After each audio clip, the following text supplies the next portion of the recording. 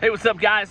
This is Kyle Jones with Jones Sport Fishing, and it is October 3rd, 2022, and here is your weekly Clearwater Steelhead and salmon report. Like I said, Steelhead and salmon report.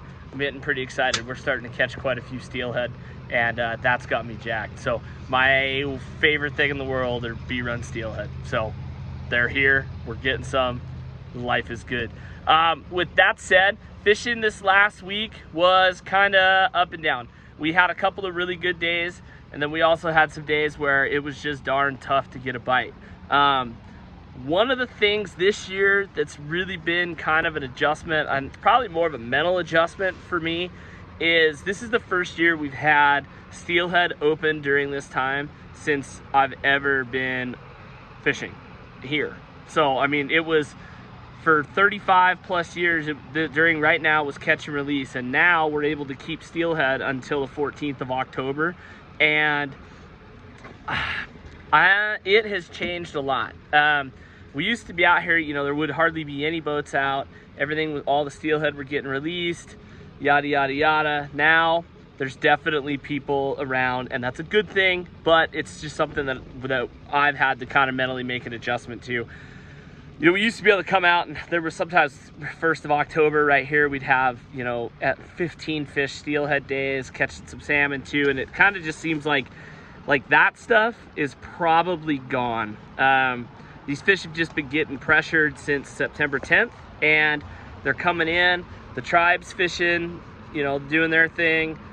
That's whatever, but there's a lot of us sport fishermen out too. Saturday I was out. It was pretty darn busy.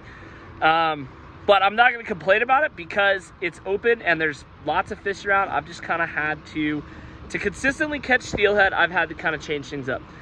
So honestly, the first light bite has really been pretty key.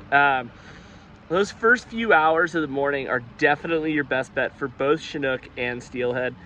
The bite seems to be a little better. They're more aggressive. And then midday on, I've found that I've got to be pretty sneaky. I mean, I've kind of just started fishing like we used to middle to the end of October when there was lots of boats out fishing for steelhead. You just got to get a little sneakier. You got to be careful about where you're running your boat. You don't want to be on top of the fish. And then also back trolling, especially mid-morning on, back trolling plugs has been much more effective than drifting.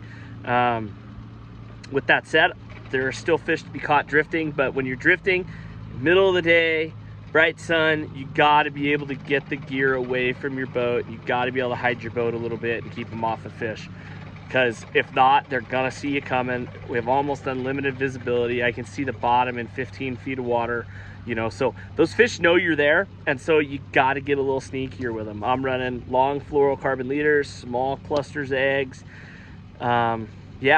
and then back trolling. Ben, we're running our gear pretty far out. I'm running 65, 75, and 85 when I'm running on the line counter. So those plugs are well behind my boat, and they're getting to the fish before, I'm sure they know the boat's there, but they're getting to the fish before the fish really are being too affected by the boat and they're biting. So that's my report. We are definitely getting fish. We're starting to see quite a few steelhead. I am at this point, I'm much more interested in catching steelhead. The Chinook are still decent. There's still some decent Chinook, but there goes Barry headed down the road. He's up there. He had a pretty good day today. But there's still a fair amount of Chinook around. Some of them are fresh, most of them aren't.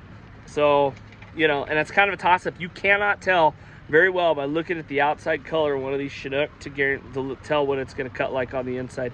So it's just kind of a toss-up when you keep a king. But the steelhead are absolutely beautiful, and we caught a coho today, so I'm excited about that. So guys, we're able to keep steelhead now through the 14th of October on the Clearwater. After starting the 15th of October, it'll be catch and release for steelhead, but coho will still be open. So if we come out, we can catch and release steelhead and and coho, and we'll keep coho. So anyway, guys, that's my report. I'm going to stay after it.